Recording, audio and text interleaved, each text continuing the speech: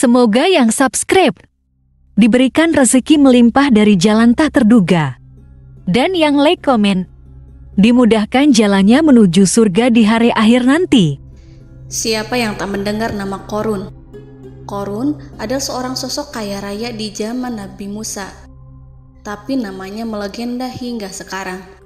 Kisahnya diabadikan dalam Al-Quran, bahkan menjadi peribahasa atau ungkapan di masyarakat guna menggambarkan seseorang yang mirip dengan tabiatnya atau menisbatkan harta yang ditemukan terpendam dalam tanah sebagai harta Qorun.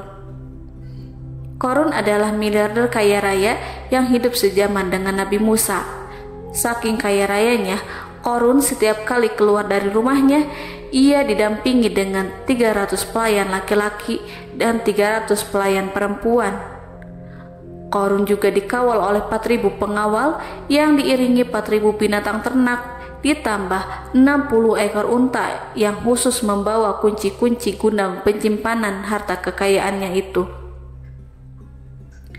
Itu dilakukan semata-mata sebagai bentuk kesombongan bahwa dialah manusia paling kaya, paling terhormat, dan memiliki pengikut setia. Ia merasa lebih mulia dibandingkan Nabi Musa alaihissalam.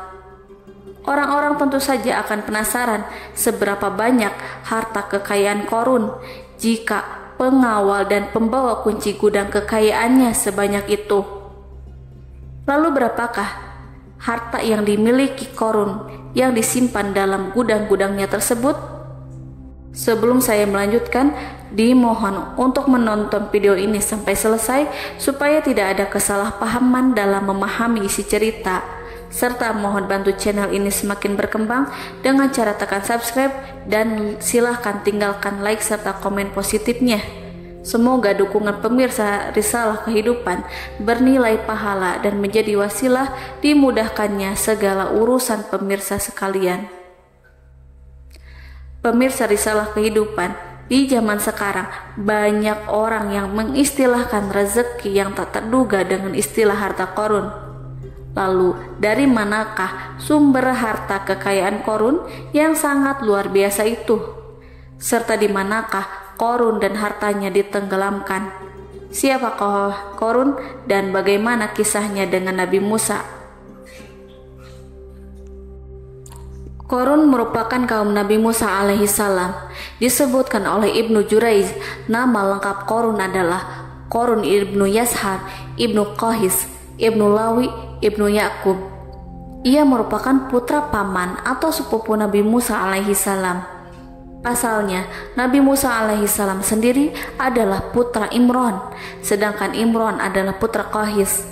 Dengan kata lain, Qorun masih satu kakek dengan Nabi Musa alaihissalam, yakni kakek Qahis. Ia adalah umat Nabi Musa yang taat. Tidak hanya memiliki banyak harta, Qorun juga termasuk orang yang cerdas dan berilmu. Ia menguasai ilmu duniawi dan ilmu ukhrawi, dan tercatat bahwa Qorun adalah ahli di bidang kimia. Dirinya tercatat sebagai ahli kitab Taurat setelah Nabi Musa. Kepandaian Qorun dalam ilmu agama membuat dirinya sering disebut dengan ilmu nawir atau orang yang memberi cahaya dan penerangan. Suaranya terkenal merdu dalam membaca kitab Taurat. Selain itu, Qorun juga lihai dalam berbisnis. Ia mengetahui trik investasi yang menguntungkan serta jalur perdagangan internasional yang strategis di zamannya. Kekayaan Qorun begitu banyak sebagaimana tercatat dalam surat Al-Qasas ayat 76. Sesungguhnya Qorun termasuk kaum Musa, tetapi dia berlaku aniaya terhadap mereka. Kami telah menganugerahkan kepadanya pembendaharaan harta yang kunci-kuncinya sungguh berat dipikul oleh sejumlah orang-orang yang kuat. Dalam riwayat Khaisamah disebutkan, untuk mengangkut kunci gudang kekayaan Qorun dibutuhkan 60 bigol atau sejenis kuda kecil. Ukuran kuncinya sebesar jari, bahannya terbuat dari kulit dan setiap kunci digunakan untuk satu gudang. Maka keluarlah Qorun kepada kaumnya dalam kemegahannya. Para ulama tafsir menjelaskan Qorun keluar dengan baju mewah diiringi dengan 300 gadis berbaju merah dan 4.000 kendaraan kuda. Tak heran iring-iringan Qarun itu mengundang decak kagum mereka yang gandrung terhadap harta kekayaan. Sebagaimana yang terekam dalam Al-Quran, moga-moga kiranya kita mempunyai seperti apa yang telah diberikan kepada Qarun. Sesungguhnya ia benar-benar mempunyai keberuntungan yang besar. Quran Surat Al-Qasas ayat 79. Namun tak sedikit kaumnya yang mengingatkan, dan ingatlah ketika kaumnya berkata, janganlah engkau terlalu bangga. Sesungguhnya Allah tidak menyukai orang-orang yang terlalu membanggakan diri atau disebut farihin. Sebagian ulama menafsirkan istilah farihin di sana juga berarti takabur atau zolim, berbuat kerusakan, arogan, dan tidak mau bersyukur terhadap nikmat. Qarun dikisahkan memiliki ribuan gudang yang berisikan emas dan perak. Bila keluar rumah, Qarun selalu berpakaian mewah dan dikawal oleh 600 pelayan. Ia diiringi 4.000 ekor kuda dan 60 ekor unta yang membawa kunci-kunci gudang kekayaannya. Namun sayang seribu sayang, Qarun kemudian membangkang pada Nabi Musa dan menjadi pengikut setia Fir'aun. Mengenai dari mana asal-usul kekayaan Qarun, ada beberapa riwayat yang memberitakan tentang asal-usul kekayaan Qarun tersebut. Sumber pertama menyebutkan bahwa jauh sebelum memiliki kekayaan, Qarun hanyalah seorang lelaki miskin yang tidak mampu menafkahi keluarganya sendiri. Anaknya sangat banyak. Lalu, suatu hari ketika Qarun datang kepada Nabi Musa, ia meminta Nabi Musa alaihissalam untuk mendoakannya agar Allah memberikan harta benda yang banyak. Qarun juga meminta Nabi Musa mengajarinya ilmu kimia dan ilmu-ilmu kehidupan lainnya. Qarun dikenal sebagai orang yang soleh dan mengikuti ajaran Ibrahim dengan baik, sehingga tanpa pikir panjang Nabi Musa alaihissalam menyetujui permintaannya. Allah Subhanahu wa Ta'ala mengabulkan doa Nabi Musa. Qarun diberikan kecerdasan luar biasa dan menguasai ilmu yang telah diajarkan kepadanya. Qarun menguasai teori dan praktik pembuatan emas permata dan beragam perhiasan mewah lainnya. Ia juga pakar dalam ilmu arsitektur, rancangan bangunan, penataan kota, dan lain sebagainya. Tidak lama setelah itu, hidupnya berubah. Qarun pun hidup dengan bergelimbang harta. Ribuan gudang yang dimilikinya penuh dengan emas dan perak. Namun sayangnya, keberuntungan yang didapatkannya membuatnya gelap mata. Qarun mulai hidup dengan penuh pamer, keangkuhan, dan penuh kesombongan. Kekayaan yang telah diberikan oleh Allah Subhanahu wa Ta'ala membuatnya lupa dengan Sang Maha Pemberi. Qarun merasa lebih terhormat dan mulia dibandingkan Nabi Musa. Ia pun akhirnya membelot dan durhaka pada Nabi Musa. Ia mengingkari janji-janjinya dahulu dan beralih menjadi pengikut Fir'aun yang setia. Loyalitas Qarun terhadap Fir'aun membuatnya diangkat menjadi kepala mandor yang membawahi ribuan pekerja. Dikisahkan bahwa Qarun bersikap semena-mena terhadap para pekerja. Ia tega memotong upah mereka. Ia melakukan korupsi demi membangun istana dan kemegahannya sendiri, dan untuk membangun gudang-gudang penyimpanan harta yang telah ia kumpulkan jauh-jauh hari.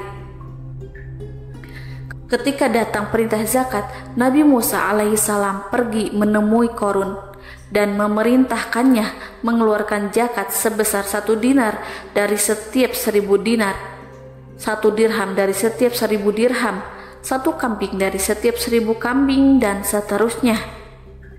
Setelah Qarun menghitung seluruh hartanya, ternyata jumlah zakatnya sangat besar. Kekikirannya pun mulai menghalangi hatinya untuk mengeluarkan zakat. Qarun enggan membayar zakat ketika Nabi Musa alaihissalam menagih zakat yang diperintahkan oleh Allah untuk ditunaikannya.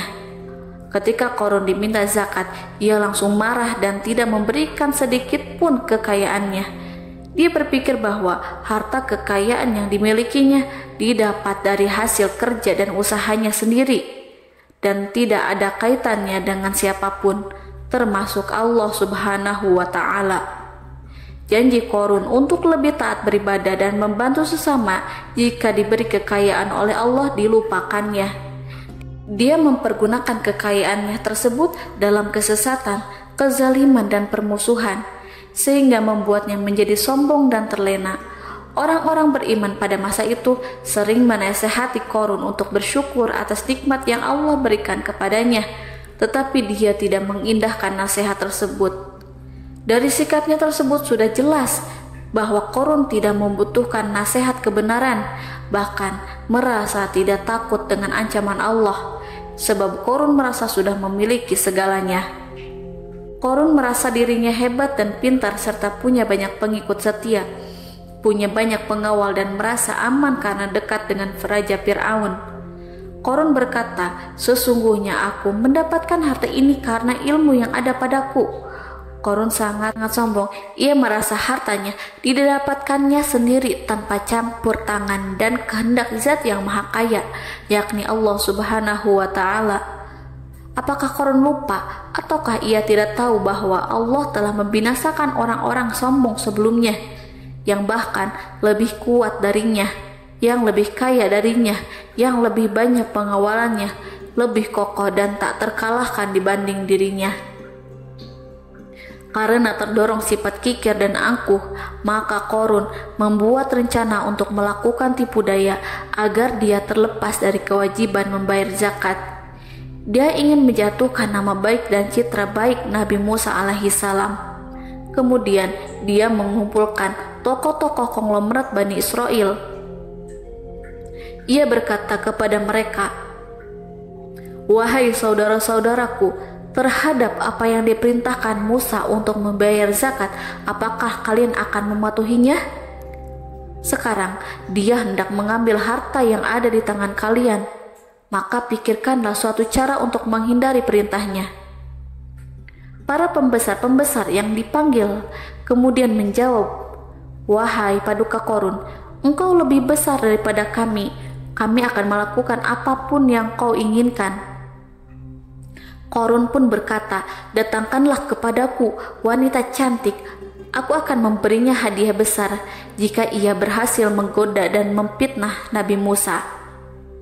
Ketika wanita cantik yang diinginkan datang, Qorun memberikan kepadanya uang muka sebagai jaminan. Ia akan membayarkan seluruh yang dijanjikan ketika berhasil menjalankan misinya. Bukan hanya itu, Qorun pun berjanji akan menjadikan wanita ini sebagai istrinya. Dan keesokan harinya, Qorun mengumpulkan Bani Israel.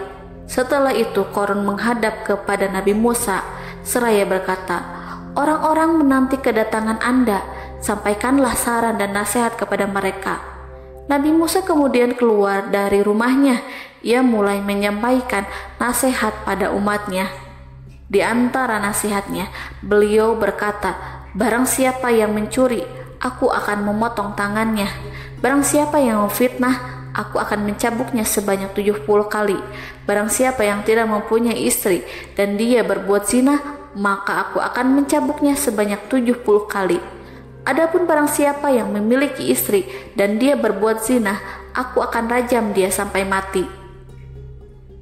Qorun kemudian berkata, "Apakah ini juga berlaku untuk Anda jika Anda sendiri yang berbuat zina? Apakah Anda akan menerima hukumannya?" Kemudian Nabi Musa menjawab, "Ya, meskipun saya sendiri yang melakukannya." Maka kemudian Qorun memanggil wanita yang telah dibayarnya. Wanita itu berdiri di depan Nabi Musa dan Bani Israel yang telah berkumpul. Dia mengaku sedang hamil karena telah berhubungan badan dengan Nabi Musa. Maka marahlah Nabi Musa atas fitnah kejam yang diarahkan kepadanya. Kemudian Nabi Musa melakukan sholat 2 rakaat, lalu mendatangi wanita itu dan menyumpahnya agar mengatakan siapa yang menyuruhnya. Wanita itu menjadi ketakutan. Ia gemetar di depan Nabi Musa dan dia mengaku bahwa yang menyuruhnya adalah Qorun. Lalu wanita itu bertaubat dan meminta maaf kepada Nabi Musa.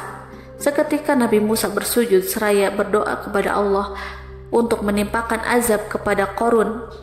Allah memberi wahyu kepada Nabi Musa bahwa bumi telah dijadikan tunduk kepada perintah Nabi Musa. Kemudian Nabi Musa berkata kepada bumi, "Wahai bumi, telanlah Qarun beserta kekayaannya, habiskanlah semua."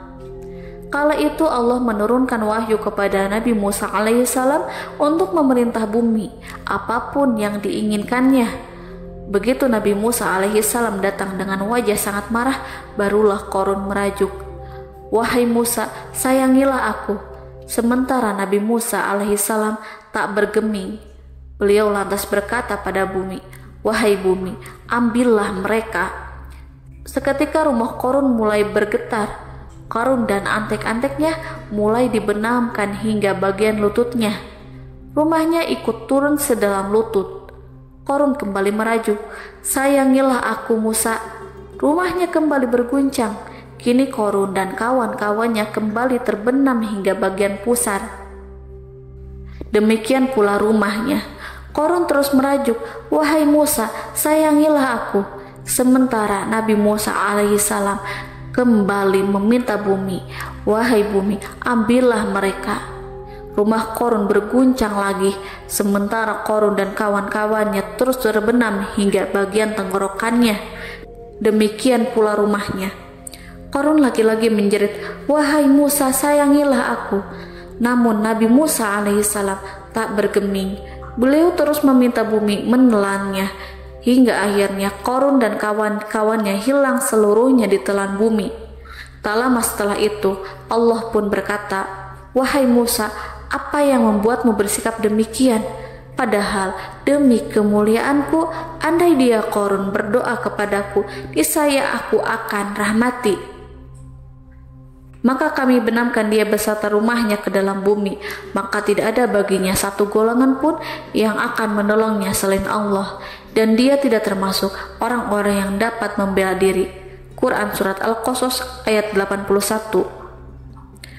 Lalu di manakah lokasi ditenggelamkannya Qarun beserta harta bendanya? Konon berdasarkan kepercayaan beberapa masyarakat setempat, Qarun ditenggelamkan di sekitar sungai atau danau Moris yang terletak di kota Fayum, negara Mesir. Qarun konon mendirikan istana, dan di tempat itu pula ia ditenggelamkan. Dahulu Qarun berkeinginan membangun sebuah istana, namun tidak diizinkan oleh Fir'aun jika istana itu dibangun di samping istana Fir'aun. Terlebih Qarun juga tidak ingin membangun istana di tengah pemukiman Bani Israel yang terletak di tanah Jasan. Fir'aun pun memberikan tanah di wilayah Fayum. Kemudian di tepi sungai Fayum inilah Qarun membangun istananya yang megah, dan di dalamnya membangun Al-Kunuz atau gudang penyimpanan harta berisi emas dan perak. Salah satu bukti arkeologis yang dapat dijumpai di lokasi tersebut adalah runtuhan bangunan yang diduga sebagai tempat tinggal Qarun yang berjarak sekitar 2 km dari Danau Qarun. Menurut beberapa sumber, bangunan yang masih berdiri kokoh tersebut adalah benteng yang dibangun oleh Qarun. Namun, ada juga yang mengatakan bahwa bangunan tersebut adalah tempat tinggalnya. Wallahu a'lam bishawab.